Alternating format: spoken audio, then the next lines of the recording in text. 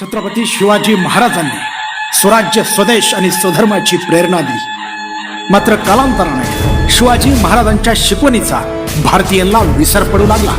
राज्यकर्ते स्वतःपायी आंधळे झाले आणि मग तराजू घेऊन आलेल्या इंग्रजांनी तलवार कधी काढली हे तत्कालीन राजकर्त्यांना समजलेच नाही। आणि जेव्हा समजले तेव्हा अटकेपासून कटकेपर्यंतचा संपूर्ण हिंदुस्थान इंग्रजांनी गिळंकृत केला होता। हिंदुस्थानवर निरंकुश सत्ता मिळवल्यावर इंग्रजांनी रयतेवर जुलूम जबरदस्ती सुरू केली। कित्येक वर्ष जनतेवर अन्याय अत्याचार केला आणि मग एके दिवशी भारतीय रयत इंग्रजांच्या विरोधात उभी राहिली। स्वाभिमानाचा ज्वालामुखी भडकला। देशभक्तांनी हातात शस्त्रे घेतली। दंड थोपटून इसवी सन 1857 साली बंड केले। हे बंड 1857चा उठाव या नावानं ओळखले जाऊ लागले। 1857चा उठाव तुम्हाला माहित आहे। 1857चा उठाव म्हणजे भारतीय जनतेने इंग्रजांच्या विरोधात केलेला पहिला उठाव। 1857च्या उठावाला इंग्रजांच्या विरोधातला पहिला उठाव म्हणणं थोडंसं धाडसाचं ठरेल, कारण 1857च्या उठावाच्या अगोदर तब्बल 39 वर्ष मराठवाड्याच्या अर्थात बीडच्या म्हणजेच बालाघाटच्या डोंगररांगाच्या एक उठाव झाला होता। इंग्रज फक्त इंग्रजच नाही तर इंग्रज आणि निजाम साम्राज्याच्या विरोधामध्ये जो पहिला उठाव झाला त्या पहिल्या उठावाची नोंद इतिहासानं साधी घेतली नाही। नोंद सोडा, एक साधं अक्षरही लिहिण्याचं धाडस तत्कालीन इतिहासकारांनी अथवा इतिहासानं घेतलं नाही। हे खऱ्या अर्थानं दुर्दैव म्हणावं लागेल। या मातीमध्ये घडलेला इतिहासकारांनाच मारून टाकण्याचं पाप केलं हे खरोखरच दुर्भाग्य आणि दुर्दैवी म्हणावं। इंग्रजांच्या जुलमी राजवटीला कंटाळलेल्या भारतीयांनी इसवी सन 1857 साली बंड पुकारले। भारत देशाच्या विविध भागात इंग्रजांच्या विरोधात युद्ध सुरू झाले। अनेकांनी घर संसार सोडून या लढाईत उडी घेतली। लाखो वीर जखमी झाले तर हजारो योद्धे धारातीर्थी पडले। लाखो देशभक्तांनी स्वातंत्र्याच्या अग्निकुंडात जीवाची आहुती दिली, तरीही भारतीयांना अपयश आले। साम दाम दंड भेद नीतीचा वापर करून इंग्रजांनी बंड मोडून काढले। इंग्रजांच्या विरोधात इसवी सन 1857 साली झालेल्या देशव्यापी उठावाकडे भारतीयांचा पहिला उठाव म्हणून पाहिलं जातं। मात्र इसवी सन 1800च्या अगोदर 39 वर्ष बीड आणि नगर जिल्ह्यामध्ये एक उठाव झाला होता। मात्र हा उठाव आजपर्यंत अंधारातच राहिला। हैदराबादच्या निजामानं इंग्रजी तैनाती फौजांचं मांडलिकत्व स्वीकारलं आणि दिवसामागून दिवस निघून गेले आणि महाराष्ट्रातच नाही तर अखंड हिंदुस्थानामध्ये इंग्रजांनी राज्य स्थापन केलं। रयतेवरती अन्याय अत्याचार झाला, आमच्या आया बहिणीवरती अन्याय अत्याचार झाला, इथल्या शेतकरी कष्टकरी कामकऱ्यांना शेती करणं सुद्धा अवघड झालं। तेव्हा या बीड जिल्ह्याच्या बालाघाटातून एक सिंह गर्जना झाली की आम्ही राजे आहोत, मांडलिक नाही। आणि ही सिंह गर्जना देणारे होते बागोजी प्रतापराव यांचे वंशज, पोलादी महापुरुष नाव होतं धर्माजी प्रतापराव। बागोजी प्रतापरावांना छत्रपतींनी प्रतापराव हा वंश परंपरागत किताब दिला होता।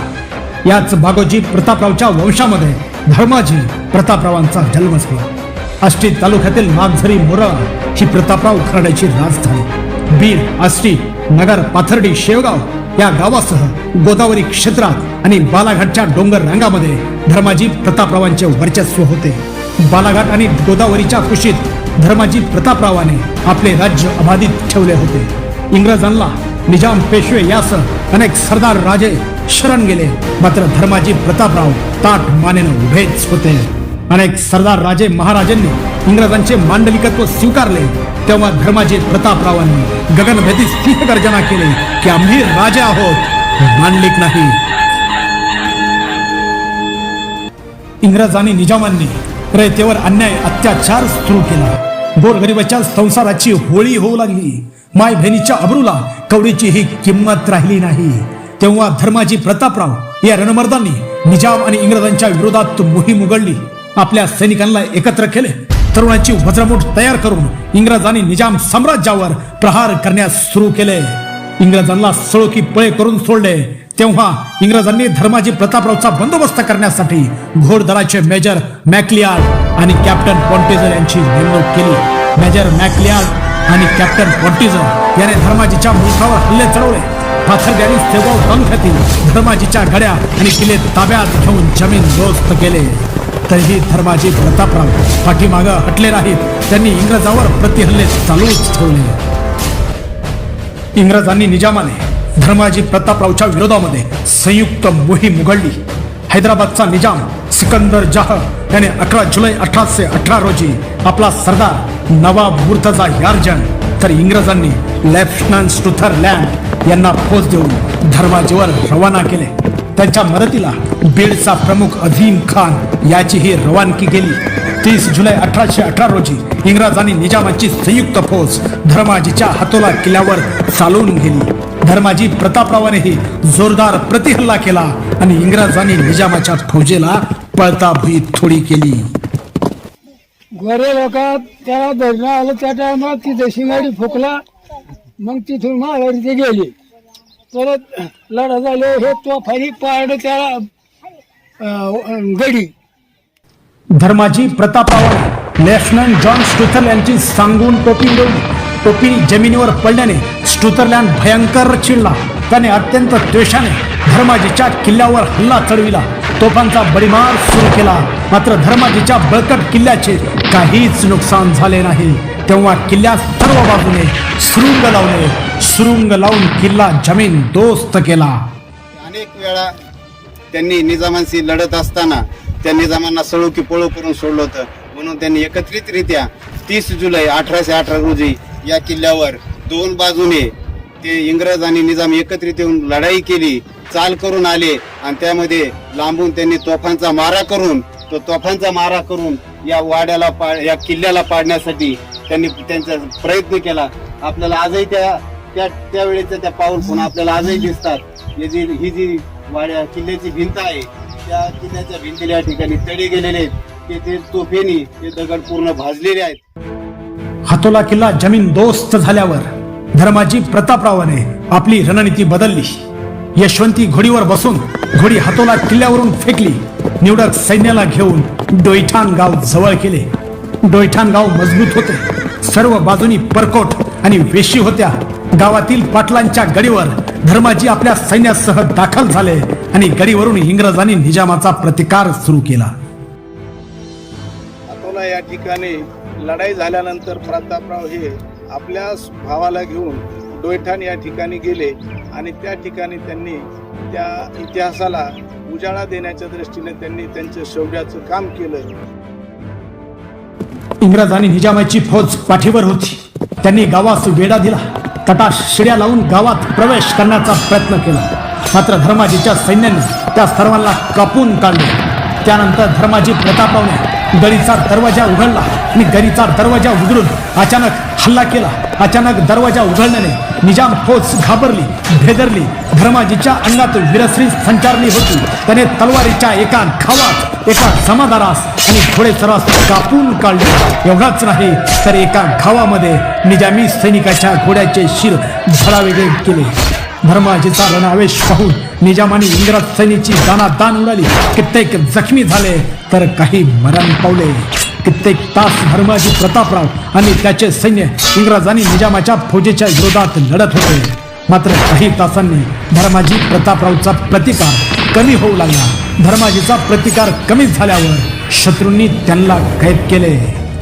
धर्माजीच्या शौर्याचे वर्णन करताना लेफ्टनंट स्टुथरलँड म्हणतो की त्याचा आवेश आणि पराक्रम एवढा मोठा होता की त्याने एका जमादारास आणि घोडेस्वारास कापून काढले.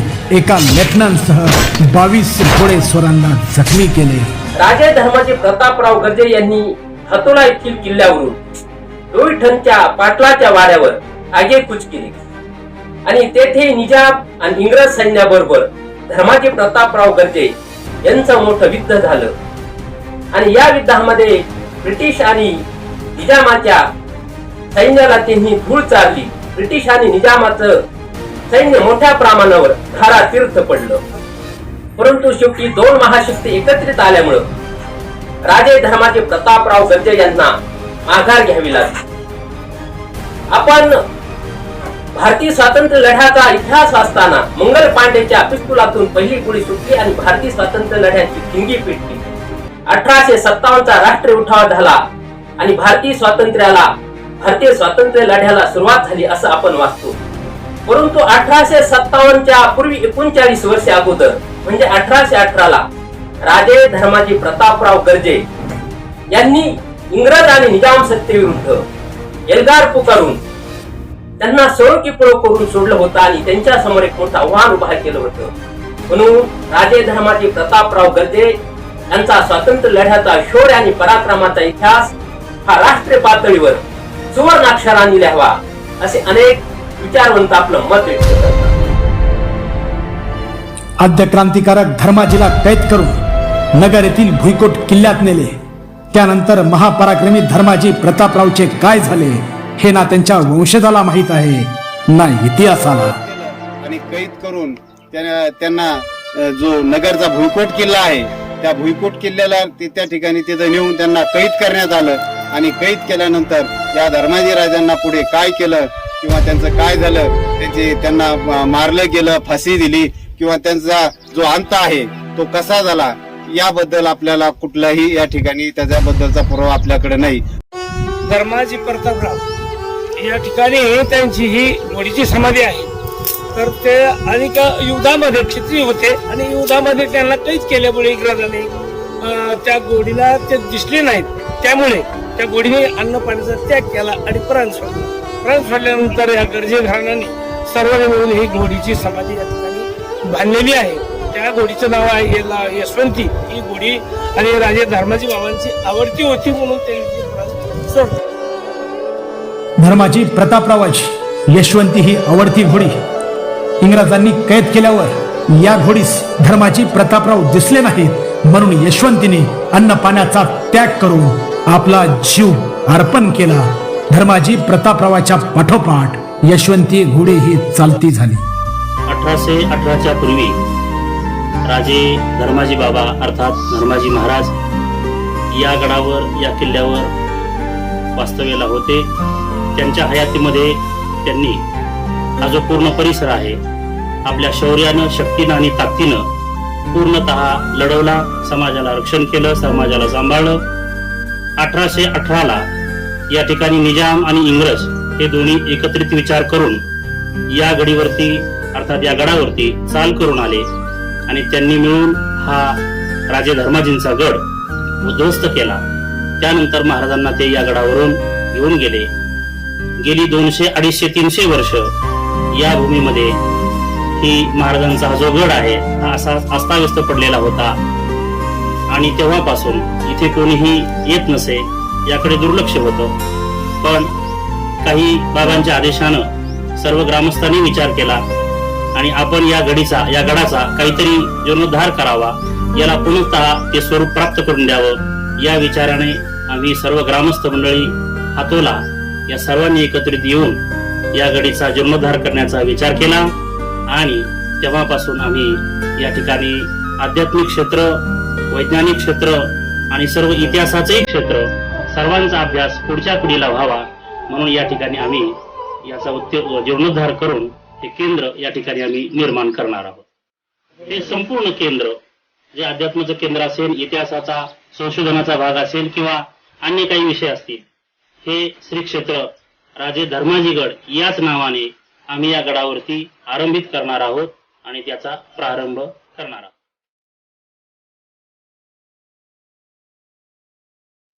हातोला आणि पंचक्रोशीतील इतिहास प्रेमींनी धर्माजी प्रतापरावांच्या किल्ल्याचा जीर्णोद्धार प्रारंभ करणे ही अभिमानाची बाब म्हणावी लागेल. धर्माजी प्रतापरावांचा ज्वलंत इतिहास पुन्हा एकदा जिवंत व्हावा आणि इसवी सन 1818 पूर्वीचे वैभव प्राप्त व्हावे हीच इच्छा. परमप्रतापी धर्माजी प्रतापरावांनी देशासाठी केलेल्या सर्वोच्च त्यागाला आणि गाजवलेल्या शौर्याला न्याय मिळावा यासाठी हा खारीचा प्रयत्न.